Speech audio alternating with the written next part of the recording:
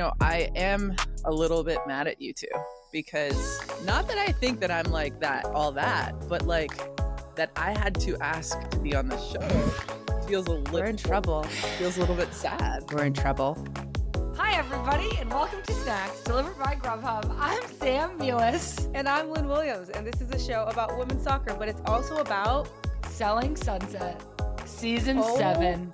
My gosh, have you finished it? Episodes 1 through 9.5, because I have 20 minutes left to play with the rest of my night. Oh my gosh, me and Christy have finished the whole thing, and now I can't wait until the 15th. November 15th with a new episode. I know. This season is not enough houses, so much drama, and attack, don't you think? Yeah, who do you think is attacking who the most? I feel like Krieger is being a little bit attacky. Really? I am very much on her side. Sometimes I think she sounds so rational, and then other times I'm like, whoa, why did you say that? There's only been one moment where I was like, that was unnecessary. Everything else I feel like is a boundary. And she's like, why aren't you guys respecting these boundaries? And then I totally agree with that. She's like, I'm uncomfortable at this dinner. This is a toxic work environment. Leave me alone. I think that's totally fair. Yeah. So I think that she is reacting to them, like double reacting, if that makes sense. Like they've done something to her and then she says something and then they do something again. And then the next thing she says is crazy. Yes. Agreed. Totally agree with that. We could keep that going forever. But here's a quick interruption with some women's soccer stuff. Here's what we're doing today on the podcast. The semifinals, the finals, Abby friggin' Wambach, the Snacks hotline, obviously. But before we get to all that, we can get back to Selling Sunset if we want. Well, I kind of do. Who else do you think is being out there? Well, Nicole. I would be like, what is your deal? What is happening? And also, what's her face? Marie Lou. Oh, yeah. That was not a good conversation. No, it wasn't. You want to know what makes me so uncomfortable is when one person on the side of the fight is like really knows what they're saying and then the other person is like scrambling, and I feel like that happens to Nicole all the time, where she gets like really like, yeah, but and then she like can't like say what she's trying to say or get her point across. Yeah, some people aren't great with confrontation, but I'm just like, then you shouldn't start confrontation. Am I Krieger? Am I her best friend? The biggest Krieger supporter, apparently. Anyways, I guess Lynn is on Team Krieger. Well, which is so shocking because in seasons prior, I haven't been. It's going like this, but the part I still find the most interesting is the houses, and they're just talking less and less and less about houses. I know. We got to get back to the houses Selling and Sunset. Less about the crazy wardrobes. Less crazy wardrobes, more houses. I love the crazy wardrobes too, though. More crazy wardrobes, more houses, more drama. We just want more. Just make this like a Kardashian season. Like it's just ongoing all year. Like I just want like the season, like 10 episodes is not enough. We need 100 at a time. Well, speaking of me watching 9 episodes of Selling Sunset, I've been slouching. So my freaking back is acting up, Lynn. Dude, same. My back. I'm trying to do my neck exercises, which is just basically make a double chin. Oh my gosh, I know. I've been told that like I got like a flat neck now. Oh. So we got to work on that too. I've always called you old Lynn Flat Neck Williams. My back has been hurting, but I also have been laying in about 17 different beds recently. Like I want my bed. Yeah. Can you believe I just complained that I was laying down too much when you've been playing so much soccer and traveling all over the world? It's okay. It's okay. We have different issues. Yeah, we do have different issues. Congratulations on your accomplishments, Lynn. Best NWSL Best 11, NWSL finalist. Thank you so much. I was going over my NWSL stats, and do you want to hear like a pretty crazy stat? Yeah. That I just realized. Besides our rookie year and COVID, because I don't count COVID, and 2021, I have been to the final every other year. 16, 17, 18, 19, 22, 23. Yeah. So 7 out of 7 finals. Is that right? Yeah, I just counted. # go Bats. That's amazing, Lynn. Congratulations. Is that a record? I don't know. Can somebody tell us if that's a stat record? So the Bats are in the finals. Congratulations. We're going to go over both games. Should we save your game because it was so good and talk about the OL Reign game first? Let's do that. Also, I didn't watch most of it, so you're going to have to take the load. For this podcast, I said, this is my job, Sam. You need to stay up and watch this game.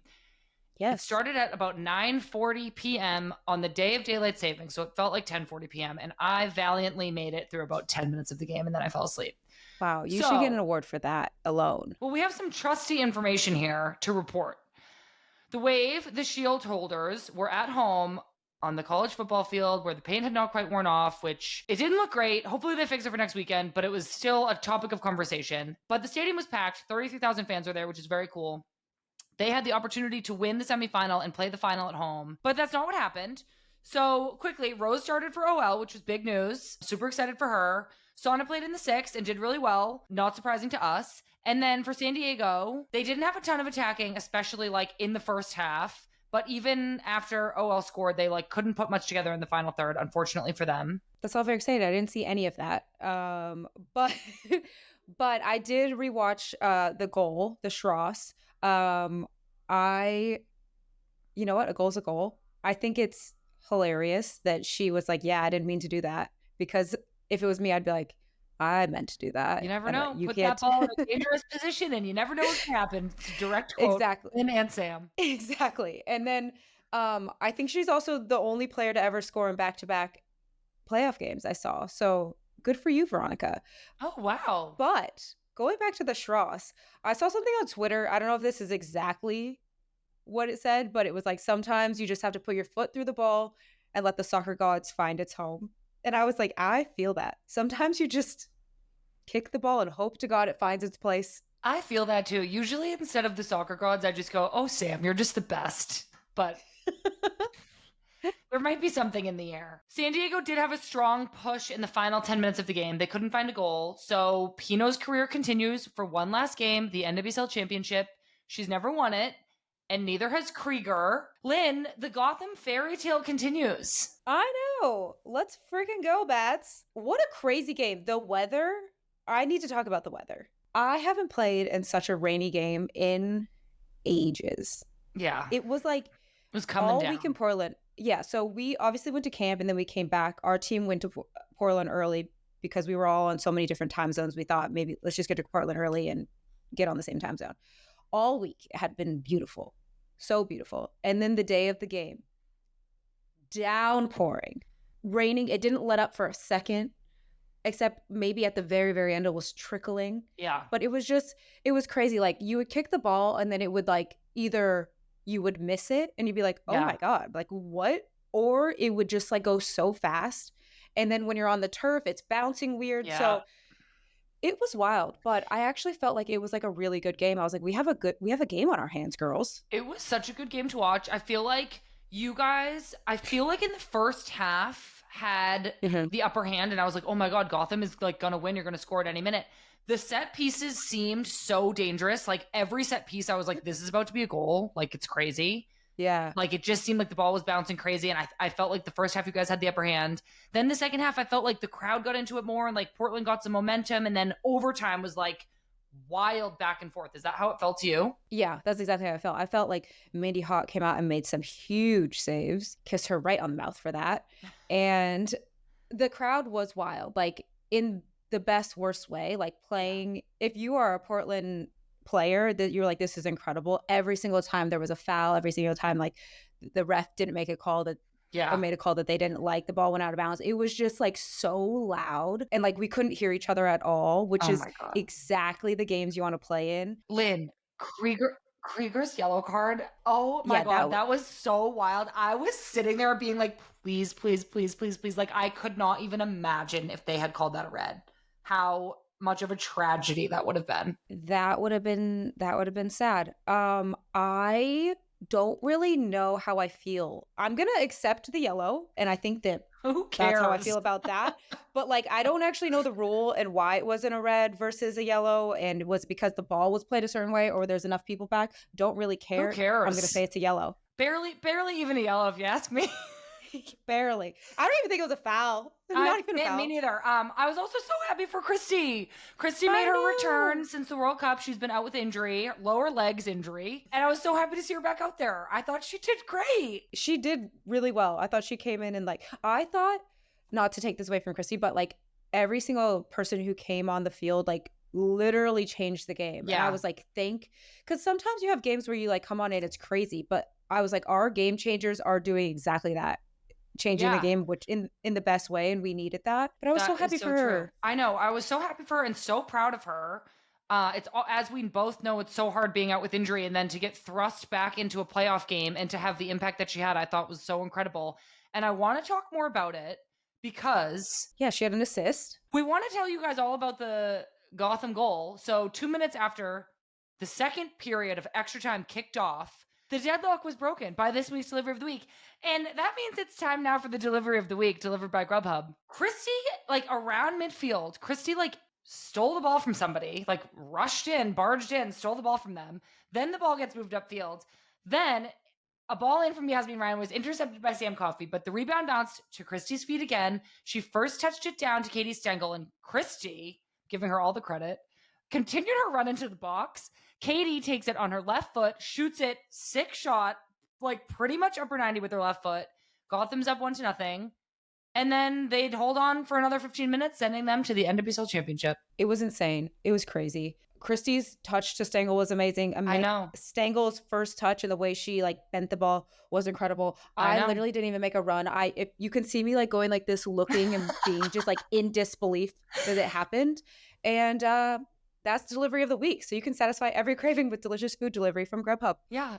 No bias there, as I tried to give Christy all the credit for the entire goal and nobody else in the Gotham team at all. But good job, Bats. Huge Christy Mewis fan. Shocker. Big Christy Mewis fan. Never met her. Okay, let's talk about the final, the championship game. Lynn, your 7th final. I know. That's kind of crazy. Did you see the text exchange between Krieger and Rapinoe? Yeah, it's so funny because I actually saw this way before. Well, Krieger talked to me about this before because Krieger was like, oh, I want to be able to go to Rapinoe's last game for the national team. And then she obviously couldn't because they had training. And then we had our game in Portland. So Krieger was like, oh, I should go up and support Rapinoe for her last game. Whatever. They were trying to figure out how they could come to each other's last game. Yeah. So then naturally, Rapinoe was like, well, when's yours? And she was like, November 11th. So I just thought it was so funny. I was like, wow, what lovely friends you both wanted to support each other. I know. I think it's so cool that, I think it's so cool that Krieger was like, my last game is November 11th. It will not be a day sooner. Go off, Krieger. And I think it's so cool that they've played all this time together, their whole careers. They're such close friends, and they're just going to not that it's a win-win, but kind of, you know what I mean? Yeah, exactly.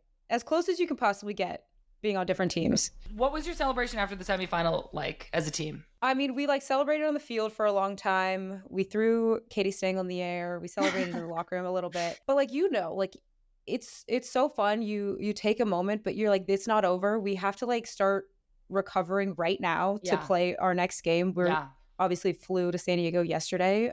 Well, when this comes out, it will Monday. You flew Monday. Whatever. We flew Monday. So we celebrated for a second, but then everybody's like, we got to go lay down. I got to rest my legs. Get me the big legs. Exactly. So as that's not very exciting, we didn't really do much. What's your week looking like this week? So you're in San Diego now. How are you preparing? In San Diego, we're having an off day. Thank goodness.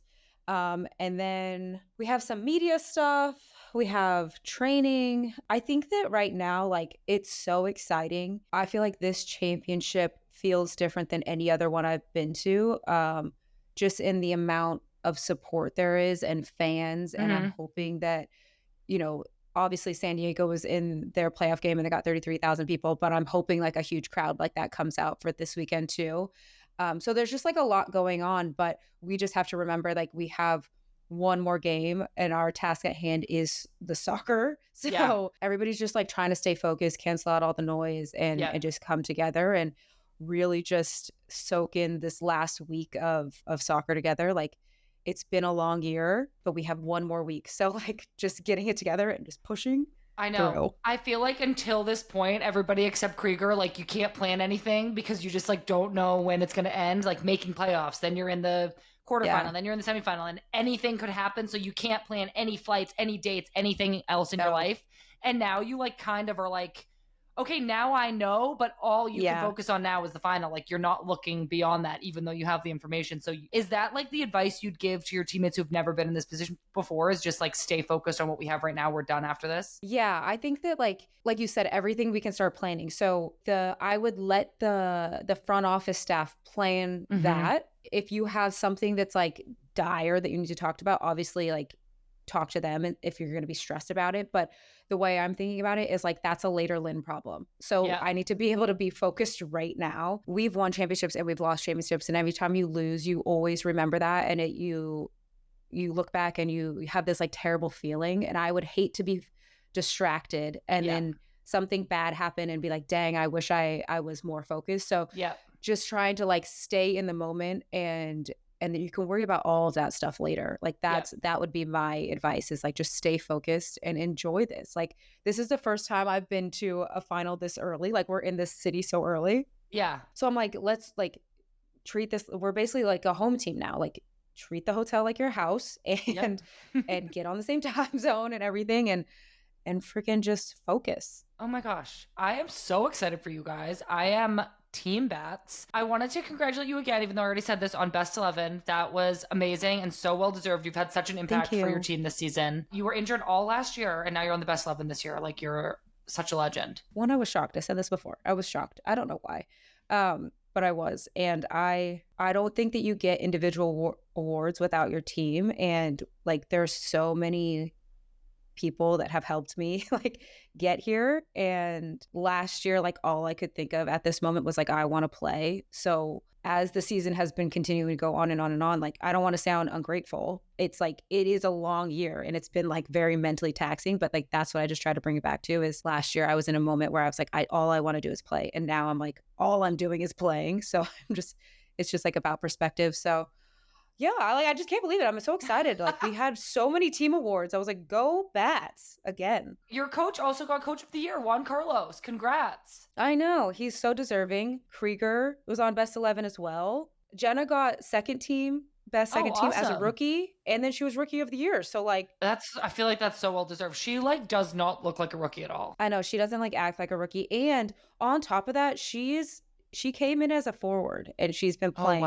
left back. When she shot that free kick, I was like, if I would never have done that as a rookie, and I think it's so sick that she shot it. Do you remember that one that was like low down to the end? Yeah. And I was not annoyed that she shot it at all. I was like, yeah, you better have shot that. That was sick. That wasn't even shocking to me. What I thought was so cool is when she ran down Soph Smith.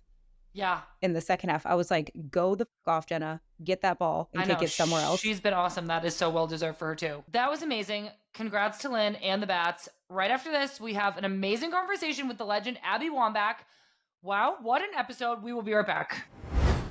State Farm is a proud sponsor of Snacks and a proud supporter of women's soccer. State Farm believes women's sports deserve so much more attention and airtime. That's why we're committed to ensuring coverage for all women's sports all year round. Thanks to supporters like you listening to podcasts like this, women's sports are going to continue growing, thriving, and capturing more and more fans for years to come. Like a good neighbor, State Farm is there.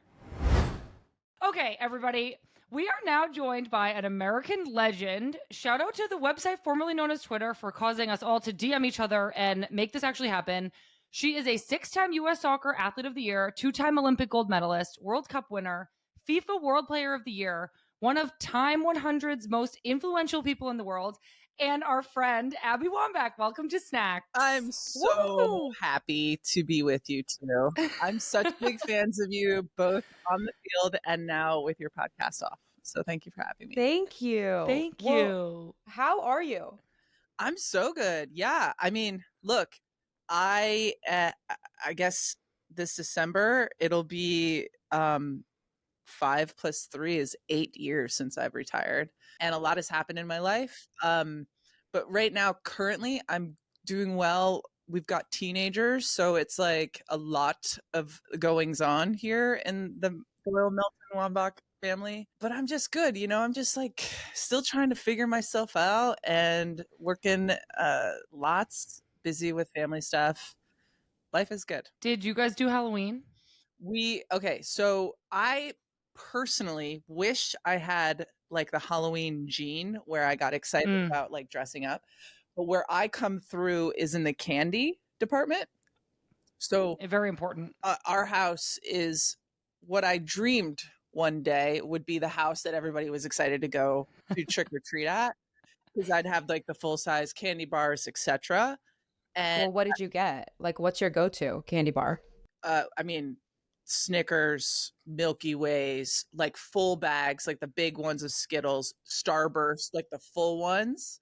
And just food for thought, you got to also have the little mini options for like the little kitties, because they don't like the big candy bars. They like the little nerds, little boxes. Yeah, they know what's good for them. Yeah, and so Glennon always like shames me a little bit around how much candy I get. She's like, "This is ridiculous," and I'm like, "Yes, No. you're welcome." And then I went to Crystal's house for Halloween and like was trick-or-treating with her, and people came over, and it's so funny to watch the little kids, like some of them like stepped into the house and then they're like, how many? And I'm like, go for it. They're just like hand in bucket, like so much. And I'm like, yeah, sure. Yeah, one of the kids, Crystal's like, stop. And I'm like, no. One of the kids last night did say, "This is my favorite house to come to every year." You did it. I was like, I can retire from this. This is great.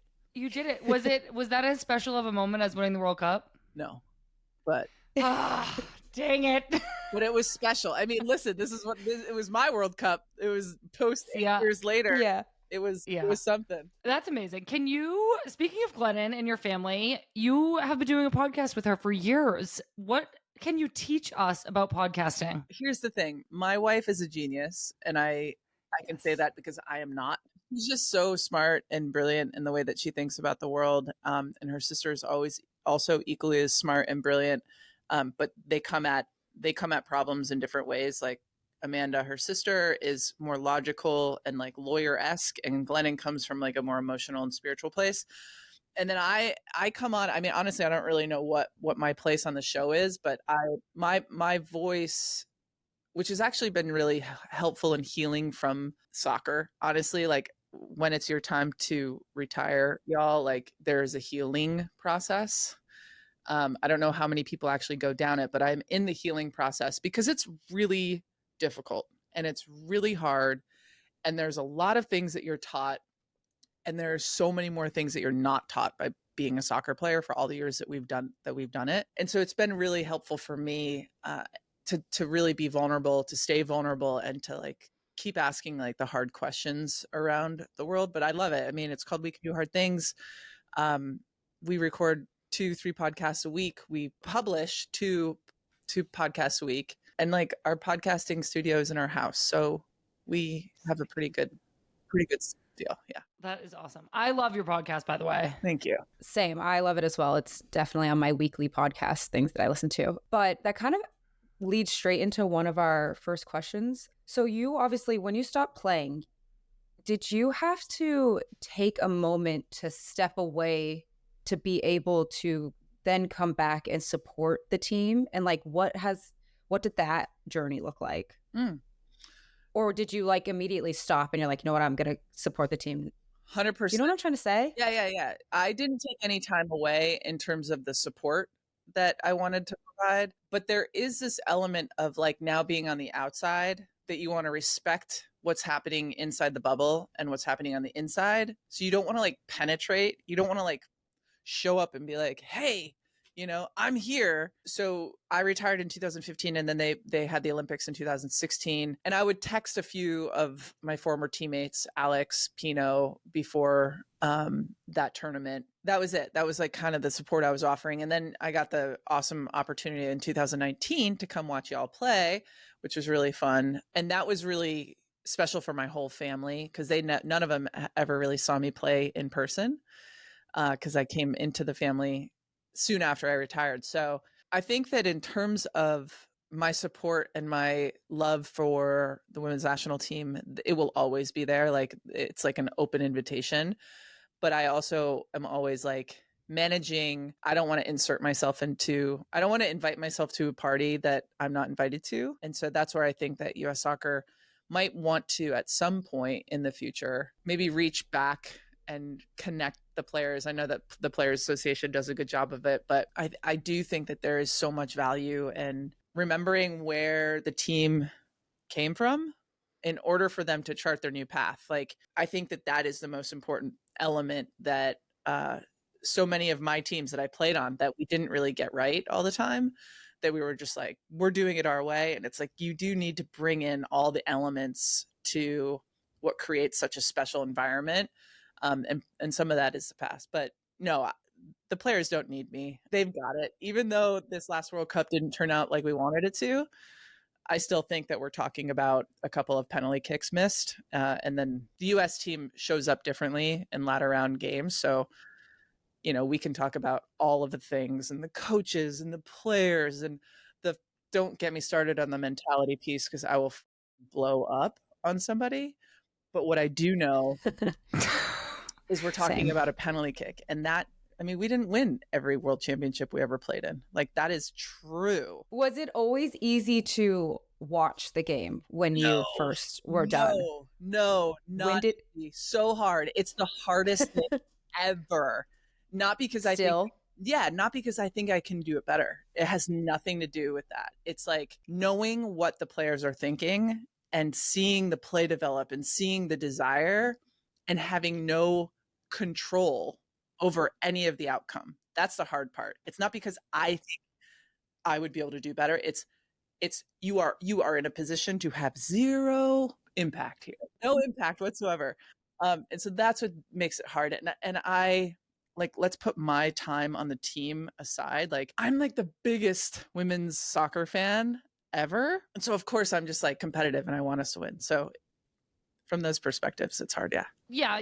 You're still around the game so much, which is amazing. A lot of what you just said resonates with me. You're involved with Angel City, which has been so fun to watch. Angel City is just like one of the most fun teams in the league to watch their games and to see who's at the game. I feel like it's been such a pull to the league this year. Do you have any thoughts about the NWSL in general, about Angel City or the playoffs this year? What's coming up? Yeah, obviously we were pretty pumped. I was at the game where we got into the playoffs. That was huge. Just from like a club, like big perspective, to be 2 years in and to make the playoffs is a big deal. And the league is just going to keep growing. I think that one of the most important things for me as a quote unquote, as an investor, I shouldn't put that in quotes. That's real. That's true. I was going to say, I think you did invest. Yeah, I did. One of the most important things to me, though, is the environment that Angel City has created that is consistent and something that you can rely on game in and game out, that there's going to be 20,000 plus people there, that the environment is so different than the one that I grew up, the fans that were watching me play, not only because of the size, but because the kinds of people that were there, right? Like, everybody's welcome. And I think that the sense and the vibe of the stadium when we watch Angel City play is just, I don't know. I hadn't really experienced it as a player.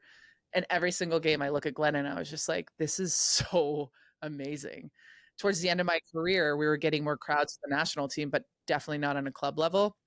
And I think long-term, the NWSL has quite a bit of it's just so much untapped potential. I don't know where we are with an actual TV rights deal. I know that one was possible, but we just need to get more people watching these games, and more people show up watching these games, more sponsorships come, more the players get paid, and then we're off to the races. So I have high hopes. I do think it'll take another couple of years for some of the clubs to develop the kind of fandom that Angel City has been able to do in such a short time, but it's happening. Like, it's not a matter of if, it's just like a matter of when at this point. Even in mine and Sam's playing career, we've seen the league just boom. Obviously, it's so cool to see all the fans that come out to Angel City like every single week.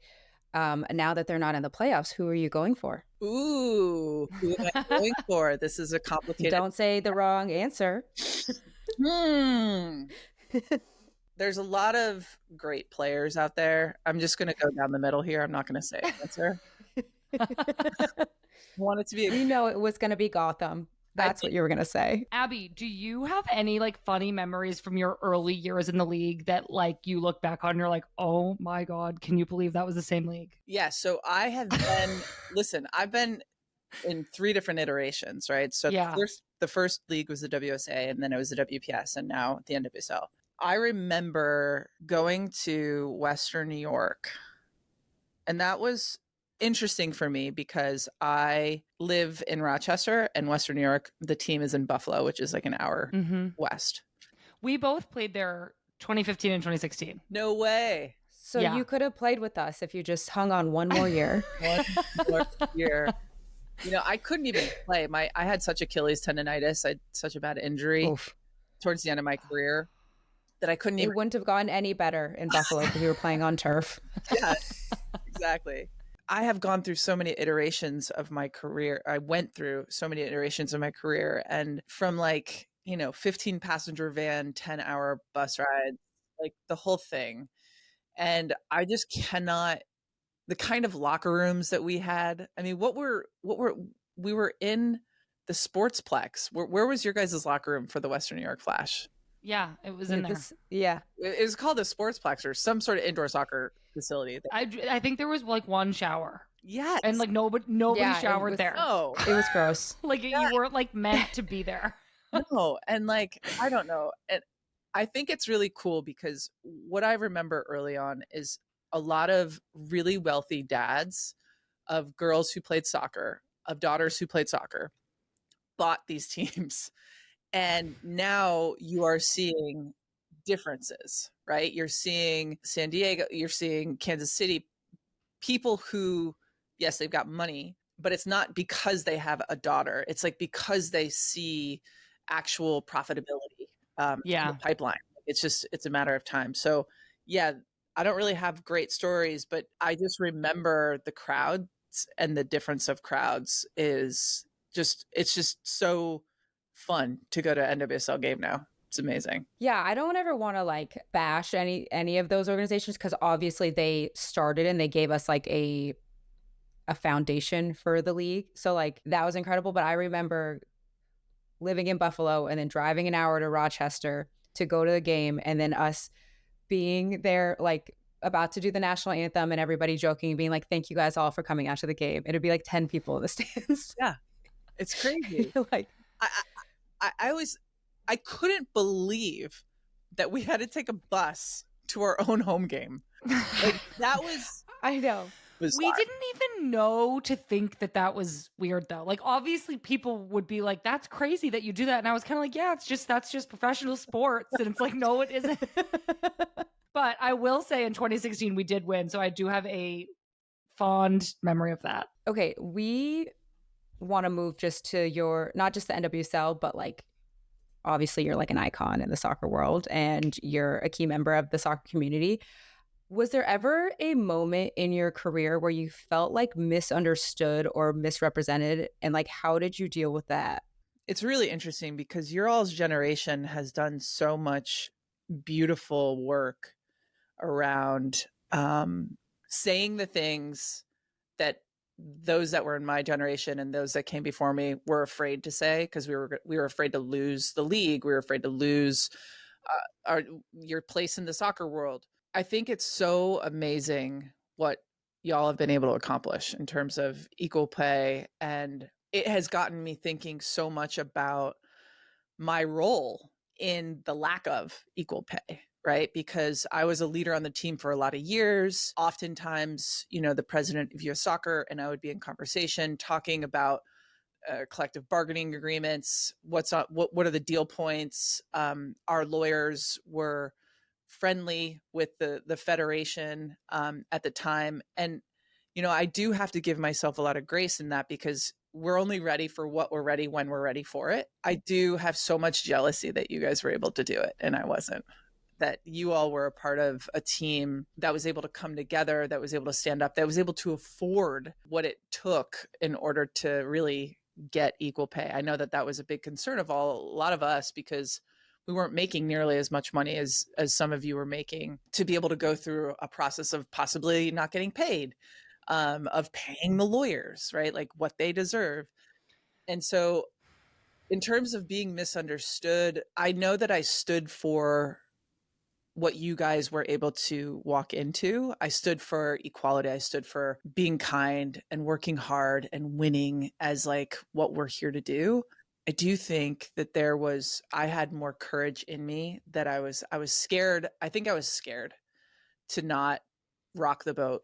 And I think that Pino and Alex and Becky and y'all, just like, you just had more security and less fear to be able to like achieve what you did. So It's like, it's so hard for me to hear you say that. I agree, all those women are like incredible, fearless, but we had the platform that we had because it was built on what you built, and the generation before you built another platform. I Yeah. know you've probably heard this a million times, and I wish I was better prepared to tell you how important you were in this whole thing, but like, you're exactly right that equal pay, perhaps it wasn't an automatic thing in the 90s or even in the 2000s. It was this thing that got built to by all the players that came before us, and it happened when it happened because of that kind of, those Yeah. foundations just kept getting built on each other. So it saddens me so much to hear you say that, but well, don't feel sad, because I feel right about it. Like, I feel okay with my place in it. I do have envy that y'all were able to do it and I wasn't, because I'm competitive as fuck. And I also think that there's a responsibility that all of us had to carry the torch as far as we could. Yeah, I think that what Sam said, though, is like the key part is, I know you feel envy and stuff, but like that, what we were able to accomplish doesn't get accomplished without all the teams before and all the people before. And as like shitty as it is, like without all the winning that you guys have done before. the winning like gave us power. Yeah. Your Yeah. winning gave us the power to do that, which Yeah. We just we happened all to did be it born. together. Yeah, we just happened to be born at a time where it was like, now it's time. Whereas, like you said before, I don't know exactly Yeah. the words you said, but I liked it. It was, you're not ready until you're something else. You're gonna have to say that again, and I'm gonna write it down. But exactly that. I can say it right. You're not Well, on that note, you had this like really incredibly iconic moment where when you won the ESPY, you noted about how you had made less money than Kobe Bryant and Peyton Manning. How do you feel about that now? Do you have any like revisions to that, or any like follow-up thoughts about what you said then, or how does that make you feel now? obviously Kobe's passed away since. And so aside from that, I think it's important that as like we and our trajectory and our evolution and justice moves down the line, I think it's always really important to consider and to reanalyze prior beliefs. It's something that I'm kind of obsessed with. And I still believe it to be very true, that Kobe and me and Peyton, we stood on the same stage. We got the same award for the same effort, for the same sacrifice, for the same, right? And these two amazing gentlemen who earned every penny they got. We all three walked off into three very different retirements. You know, theirs were where they were going to invest their hundreds of millions of dollars, and mine was like how I was going to pay my mortgage that month. True story. And I think about that a lot because I wasn't I was in the world of fighting for equal pay, right? Fighting for the collective. And then when you retire, you have to start thinking, oh, the collective also includes me. And pro sports is so interesting because it feels like when you're in it, you can't get outside of it. Otherwise, you'll lose all streams of income. But what I realized is like I actually did have to step outside of the sport in order to really create a new career for myself, as an author, as a podcaster, as a professional speaker. And one of the things that I'm extraordinarily proud of is that I've been able to do it and actually love it. Like I always thought when I retire, I'm not going to actually enjoy the other stuff that I do as much as playing soccer, but I do love what I do more than when I played soccer. It's like almost apples and oranges to compare. But yeah, I still stand by what I said. And I think that it's really important. It's an important visual for people because I think that all along I was only comparing myself to other female athletes. And by that comparison, I was doing really great. I was one of the highest paid on the team. I was one of the highest paid athletes in the world, essentially, women athletes in the world. And it was just a really humbling moment. And I think that Yeah. it's important to like call it out. And I wasn't doing it like in spite of Kobe or Peyton. You know, I'm actually no. I'm friends with Peyton. He's just like, here you go again. No, I I think that is something that I hope the narrative starts to change about, is that when you're fighting for equal pay, it's not to bash what the men are making. It's to just Yeah. get equal. And I think that is like the most important thing. And I'm hoping, I mean, people are stuck in their ways and want to find something to be mad about all the time. So I'm going to move those people aside. But I would like to think that the majority of people and deep thinkers recognize that. Do you have like a memory from playing soccer that people don't talk about a lot that is really important to you? You know, it's interesting because every single time I won a championship, I'd get on the podium, they'd put the medal around my neck, and I'd get off the podium and I would immediately have a thought. And here is what that thought is: I want to do that again. I gave myself literally the anthem of time to celebrate.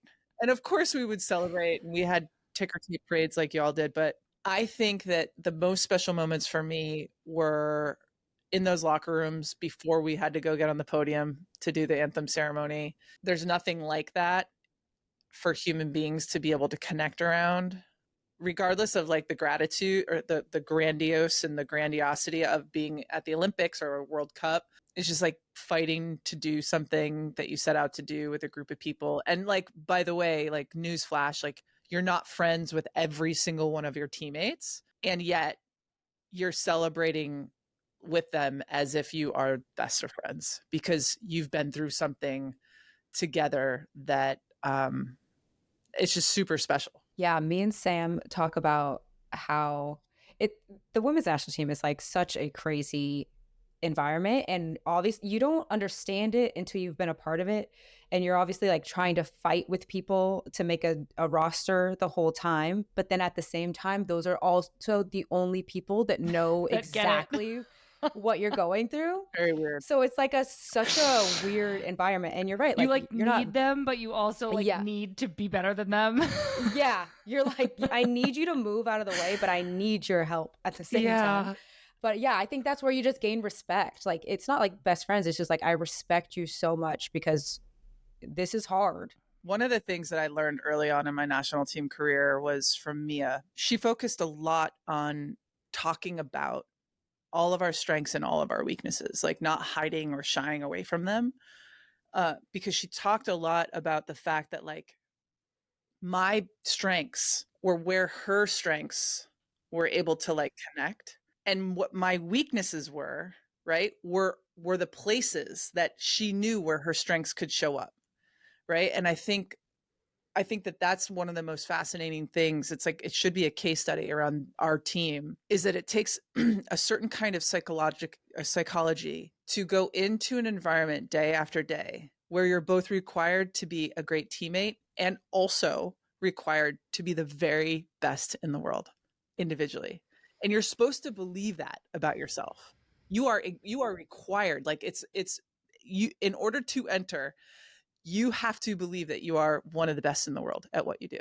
And holding both of those things at the same time is where the difference is between, I think, players who make rosters and players who don't. People who can compete in that environment, because it's not for everybody. It's really difficult to be able to say, I'm going out there to be my best. I'm going to go out there to be my best so that every single player else out here is also being required to be at their best.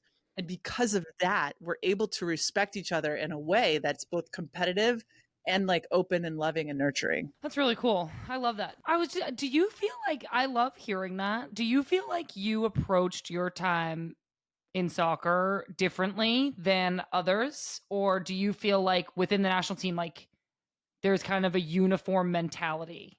Or like, are you looking back being like, wow, I really like did something special and different? No, I was as good as everybody else on my right and my left. Like I scored a lot of goals, and none of them were scored. None of them were scored without the help of a teammate. Not a single one. And I scored a shit ton of penalties. And people sometimes call me on that. And I'm like, yeah, but you don't know how many hours the goalkeepers would stay after practice and train me taking penalty after penalty after penalty. Like there are so many different factors into why I was the player that I was. I would for sure say, I mean, Mia helped me, Christine Lilly, just massive impacts. Chrissy Rampone, Shannon Box, Heather O'Reilly, Lauren Cheney, like so many people who we all like bought into this belief about ourselves, like equally. It wasn't like, oh, Abby's got us, like she's going to score goals. It was like, I was thinking Heather's going to put me in good position, that I'm going to get a chance to score. Like that was my mentality. And I also do, and I've thought a lot about this because I'm obsessed with why some players are able to capitalize in big moments. And there was one quality that I know that I possess, and I can't speak for other people. I know that there are some out there, that when the moment arises, you are offered an opportunity, like this choice, energetically, like there's a moment. And I always wanted to get into the depths of that moment. Like I'm willing to completely put myself in a position where if I don't score this goal, I will be known for the person who missed. Like I think about the goal against Brazil in 2011 all the time. So do we. People don't understand that I thought I hit the side net. I thought I went to the right of the post. That's what I thought in the moment. The only reason why I ran in celebration is because the crowd celebrated, and I like blacked out, and like I don't have a memory. Really, I don't have a memory of it because it was too much emotion. And I truly believe that I'm just going to go with it because they think it went in, and let's go with it. And there's no VAR, so it's in. Exactly. And like, I think I looked back, I was celebrating. I kind of looked back and like, I saw the ball inside the goal and I was like, holy shit, that went in. And I think like when Megan took her touch and she looked up and she saw me and put her head back down and she hit it, I knew where my body needed to be. And I like had to surrender to the energy that is happening, because imagine the whole world essentially watching this one moment. It's maybe a couple million people. I don't know if it was the whole world. Everybody is wanting, they're wishing, their energy is wishing for this play to happen. I have to just surrender to that wish and like be a vehicle to let it happen. And I had this unique ability, though I couldn't have put it into words then, that I'm like, yes, I will always believe that it is possible that we collectively, the fans also, we can produce on the wishes of every single one of us out there, right? It's not just Megan or me, but it's like the fans that are watching it. And so Lynn, like when you're playing, just breathe that energy in. Because sometimes I have no way of telling you like why I scored those goals. I don't know. Yeah. I'm not I think that like better than you. That's for sure. I think that like when, I mean, this is super psychology of me, but they always talk about that, like that sweet spot when you're playing. I mean, I haven't scored a giant goal like that before, but anytime I've scored like a big goal and somebody asks me afterwards, like, how did the goal happen? Like, can you talk us through it? And I'm like, no, I blacked out that whole time. I just know what happened. Do you feel that is like a trust thing, like on the field, of like just trusting your teammates, and I guess like the fans trusting you? And like you said, you and Megan had been playing forever together, and you were like, when she put this head down, I just got to get my ass to the box and just trust that I know what I'm doing. That's right. It's all trust. Like, and I know that sounds so woo-woo, but at a certain point, what is going to differentiate you from the defenders you're playing against? You're all amazing soccer players. Like, you're all elite. You're all at the top. The next level is just to surrender. And then optimistically, I always thought, okay, if it were me, where would I want that ball to go? Like, if I'm that outside player, like ripping a ball into the box, I'm going to put myself in the most opportunistic position based on every single cue, right? If it's their left foot, if it's their right foot, if somebody's on them, if they're on them really tight, so it's got to be a little bit outside. So like all of these things are like happening in milliseconds. So you can't, it's not something you're conscious of. It's just your body has to know, oh, it's got to go here. And like, you'll score so many more goals if you actually just surrender to the possibility of everything maybe working out exactly as you think it should. We talk about this. Sorry, Sam, I'm just going to keep going. We talk Please. about sometimes imposter syndrome, like getting on the national team and you have like imposter syndrome. Did you ever feel that? Or were you somebody, like, how did you get to this mentality? Were you born with it? Did you have to work through it? Did No. your teammates help you? Yeah, was not born with it. Had it big time. I was 21 when I first came into the camp, my first national team camp, and I was the worst player there, 100%. In fact, I was the worst player on the national team for every first 2 weeks of every January camp. Same. You ask all of them. No, ask all of them. They're like, who was the worst at preseason? It was always Abby. I remember getting to camp and like, you know, you're doing rondos, 5v2s, and I'm in the middle, and I never got out of the middle. I didn't know. Oh, I never one time got out of the middle. Like it was so embarrassing, horrible. And I got back to my hotel room day one. And the good news is I didn't graduate from college, so this was all I had, right? And so I had to work out all of my eggs in this basket. And so I got back into the hotel room and I sat down and I knew I had a decision. I could either make up something and leave, make up some sort of family sickness and just get out of there because I did not belong. Or I could promise myself that I would never leave, that I just would not leave, and that I had to believe that every day it was going to get a teeny bit better because I would learn a little bit. So that is, believe this or not, that is what I promised myself in the first national team camp that I ever went to. And that mentality of getting like those little percent gains stayed with me. And I knew that my time as a national team player would come to an end when I stopped driving for those small percentage gains. And it was 2015 came and I was like, I'm tired. I'm so tired. I can't do any more percentage gains. And so I retired shortly thereafter. that is such a weird place to wrap up, but we've already gone over. It's okay. I know. Okay, I have one more question. I have one more. Okay, well, it's just a fun question. Oh, good, Lynn. Okay, so we love reading Glennon's tweets about the soccer, the sports.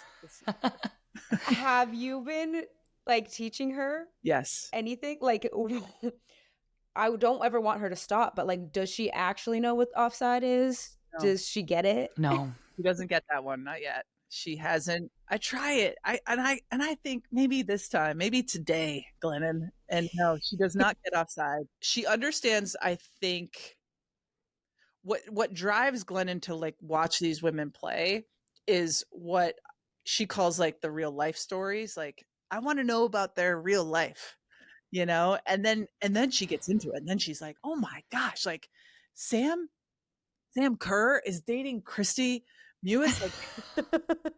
Like this is so awesome, you know? So who's one of her favorite players or her favorite player? Does she have one? That's a really good question. It's like whoever I'm like on the national team, before any big game, I'm like, so-and-so is going to have a good game today.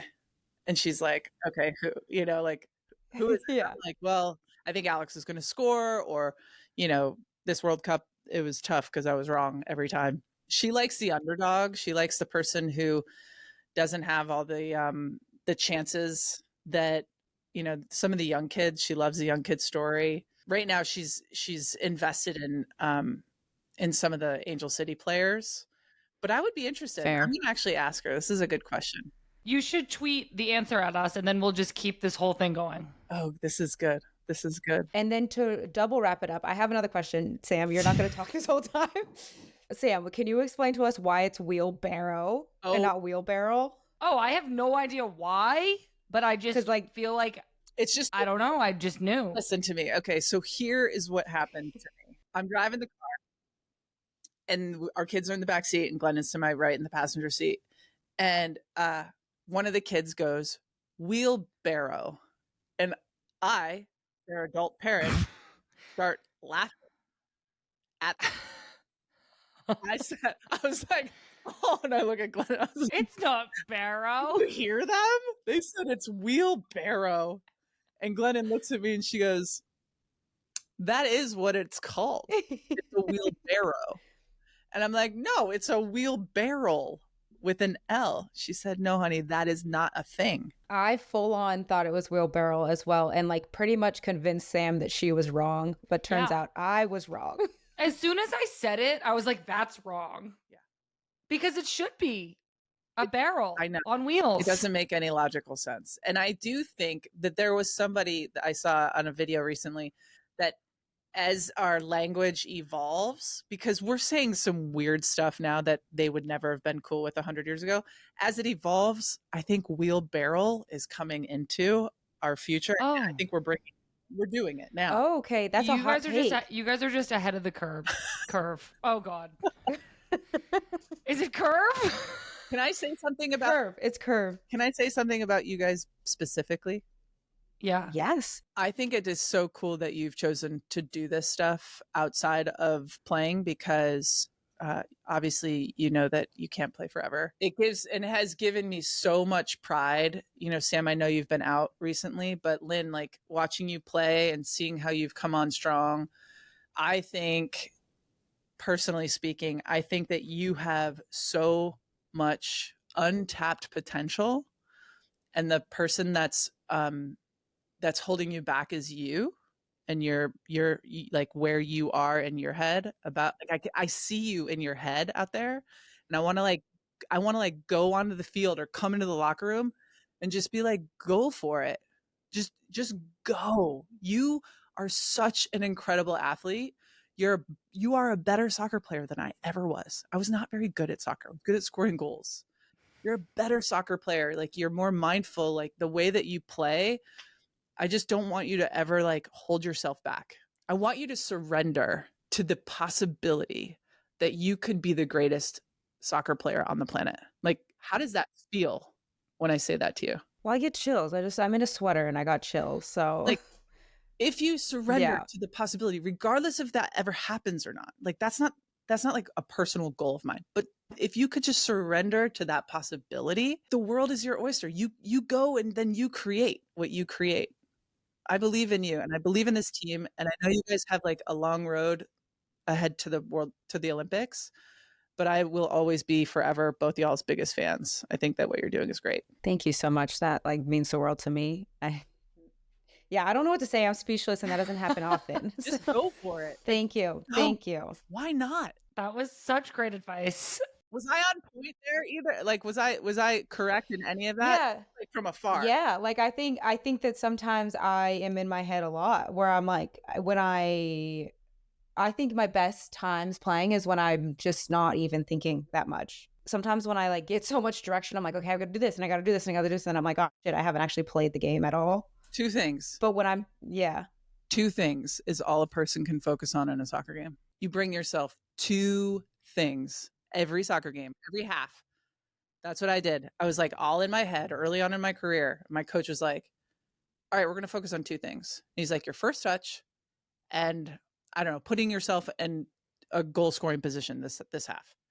And I was like, oh, I could do two things. That's easy. I get fired up about this because I just think I think that our forwards on the national team need a good kick in their asses about how fucking great they are. You score so many goals. It's like bizarre that we have like let ourselves do this. You're right. We're going to go. I'm surrendering now. I can't wait to watch Lynn play. Do it. Yeah, Portland should be scared now. Abby, okay, the last thing we need from you is a chomp. Oh my God. That was a good one. That was great. Welcome back to Snacks delivered by Grubhub. To celebrate myself heading to the final, the NWSL Championship, we're giving you 50% off Snacks merch. Whoa. Wow. Thank you, Head to Lynn. the Gentleman's... You're welcome. It's a gift from me at Just Women Sports. So head to Just Women Sports store to shop justwomensports.com and use code CHOMP at checkout to get 50% off all Snacks merch. Yes, I want to see all Snacks merch in the stands at San Diego, making the final all about me and Lynn's podcast instead of the teams that are actually in it. If you're watching from home, Snacks merch. Okay, let's go to the Snacks hotline, please. Beep, boop, boop, boop, beep. Hi, Sam and Lynn. This is Meg and Lauren. Long-time Hi. listeners, first-time callers from KC, baby. Our question is in honor of spooky season. In a Freaky Friday situation where you wake up in each other's bodies, who would be more convincing as the other and why? Can't wait to hear your answer. Go back. Lynn would not be convincing at all because she'd show up late and then everybody would be like, that's not Sam. I could get all I don't. Who would be more convincing? You would be not happy like living my life. Like, but I don't have your brain. Yeah, but you would, I think. No, I'm just in your body. You have your brain, and I but our have like my brain. physical brains aren't like morphing in. You know what I mean? Like Have you ever watched Freaky Friday? Yeah, their brains don't get cranium surgery. Jesus. But yeah, okay. Taking the science out of it for fun. I like don't really know the answer to this. Do you want to do your best impression of me? Not really. Do you want to do your best impression of me? I don't know. I can't like think of anything. Neither could I. Well, I think people would immediately know we were not the right person. If I was in your body, I would be too relaxed. People would be like, Sam, are you okay? And then the other way around, people would be like, Lynn, are you currently having a panic attack? Be like, what? Well, Megan, Lauren, that was like a really interesting question. This is one me and Lynn will probably continue to talk about at a later time, and we'll definitely let you guys know if we come up with any better answers. So I think we're gonna go. Next week on the podcast, G2G, our final episode of the season. Oh my god! Oh, you are not really gonna want to miss it. Don't forget to rate and review this podcast wherever you listen to it, like this one from JBaron44 that says, love listening, bring on Abby. Well, we just did. Thank you so much, JBaron44. We listened to our fans. One last thing, Lynn. See you all on the 11th in your snacks merch. Every single listener will be flying to San Diego. Go freaking Bats. Yeah. Good luck, Lynn. We love you so much. Thank you. Okay, don't forget to subscribe. Love you, miss you. On Apple Podcasts, Spotify, iHeart, or wherever you get your podcasts. Snacks is produced by Jay Wolf, Patrick Casino, Parker Fenton, and John Murray. For more great women's sports content, go to justwomensports.com and be sure to follow Just Women's Sports on all your favorite channels. I'm Sam Mewis. Actually, And let's I'm do Lynn a switch. What? I'm Lynn Williams. And I'm Sam Mewis. And you've been listening to Snacks, delivered by Grubhub.